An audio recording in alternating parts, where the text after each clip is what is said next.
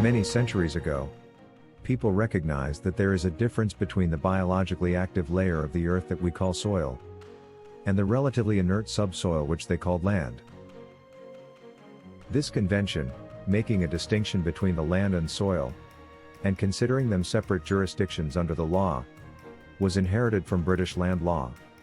Thus, in America, we have republican states, like the Wisconsin Republic and the California Republic and the Florida Republic, that occupy the soil jurisdiction, the top 6 inches of the land. This is considered the national jurisdiction because this is where the living people live and breathe and spend their lives. The living population is referred to as people with a small p. All living people are unincorporated and sovereign by nature. Thus, the people come together to decide local issues related to their soil jurisdiction within the borders of their republican state, aka the main republic. The land jurisdiction underlying the soil is part of the international jurisdiction owed to the people. When they act to conduct international jurisdiction business, they are acting in the capacity of lawful persons known as people with a capital P. These international land jurisdiction states all operate under simple proper names like this: Massachusetts, Illinois, Iowa. These states all have geographically defined borders and all take reference to actual, factual, physical land holdings. They all belong as property assets to the people who populate the republican states. Thus, the Florida Republic, which belongs to the people, also possesses Florida, which is operated by the people.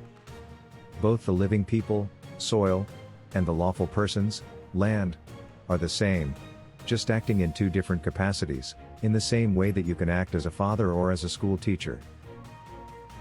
By now you have noticed that we, the people, refers to the lawful persons operating the states like Florida, and Maine, and Ohio, the international land jurisdiction states of the Union.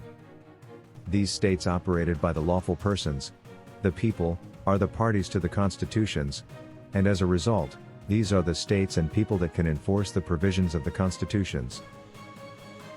Nobody else on our side of the issues can enforce the constitutions. And we haven't assembled the states in 150 years. So our hired help has been running wild and unsupervised for all this time. We haven't been acting in our correct capacity. We haven't been assembling our states and conducting business. So they have simply ignored us, and presumed that we are either British territorial citizens, or municipal United States citizens, temporarily residing here as U.S. citizens in the same way that they are. It is therefore necessary, and indeed, it has become urgent, that we wake up and correct the falsified records misidentifying us as U.S. citizens, and adopt our proper political status and act in our capacity as lawful persons, the people, and assemble our states of the Union. This has not been done since 1860. We have never seen our actual government in action. We have never acted in the capacity of we, the people and could not act in that capacity until now, because we have all been misidentified as U.S. citizens by our run-amok employees, without our understanding, knowledge, or consent. As a result of this unconscionable contract, a purported contract that we ever knew anything about. To act as U.S. citizens. And therefore not as Americans known as Texans, Californians, and so on. We have been precluded from acting as lawful persons, and prevented from claiming and exercising our birthrights, and of course, could not act as, we, the people, either. Until now. You can now understand why.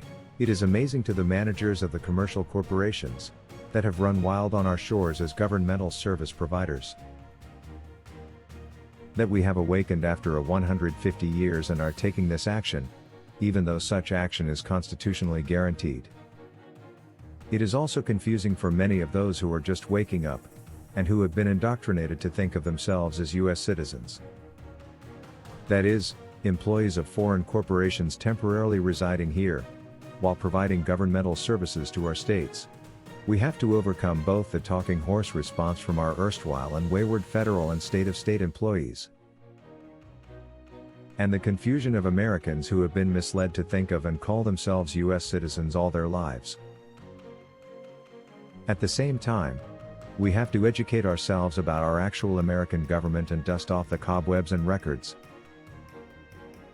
so that we familiarize ourselves with the long vacant offices and traditions of our own government. Of the people, by the people, and for the people. For example, in our system of government, the state assembly chairman tells the land jurisdiction governor what to do, and our land jurisdiction governor acts as our check and balance against usurpation by our federal employees. This is not an easy task in any respect. It is a daunting responsibility to self-govern that brings with it ultimate and unalienable rights and prerogatives. Each one of us has to take action to reclaim our birthright political status, and each one has to make a decision whether we wish to live as state nationals or state citizens. American state nationals owe no obligation or duty to serve the government owes them all duty and obligation. Other than keeping the peace and not damaging people or property, American state nationals are truly free and in possession of all their natural and unalienable rights. American state citizens are those among us who accept the burden of serving their state government as electors, our version of voters, jurors, elected officials, and hired officers. It is to be hoped in the present circumstance that a majority of those reading this will step forward and serve their state, which is being assembled for the first time in 150 years and is in great need of their service. We need to repopulate our states of the Union, which requires filling our jury pools, filling our vacant public offices, holding elections, and doing all the other work of our lawful state governments.